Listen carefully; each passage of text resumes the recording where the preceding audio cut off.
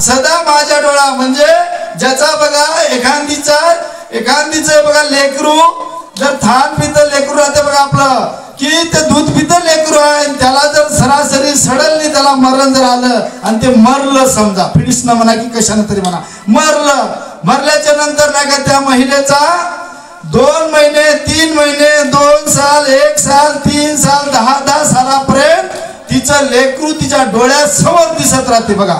सदा माझ्या डोळ्या झडो तुझी मूर्ती रखमाईचा पती सोयरिया. म्हणून तेवढं प्रेम राहते त्या लेकरावर त्या महिलेचं.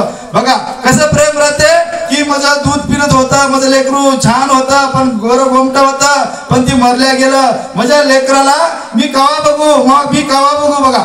म्हणून त्यांना असं दिसत राहते आपल्या डोळ्यासमोर. काहून दिसते त्याचं 100% प्रेम त्या महिलेचं त्या लेकरावर राहते.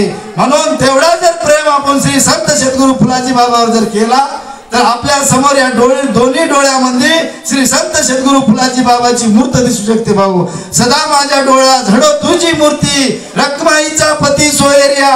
पांडुरंग ध्यानी पांडुरंग म्हणी जागृत स्वप्नी पांडुरंग हे करता येते माणसाला. म्हणून या डोळ्यामध्ये श्री संत सद्गुरू फुलाजी बाबाची झोपीमध्ये सुद्धा मूर्त दिसते, आपल्या जागृत असताना सुद्धा मूर्त दिसते.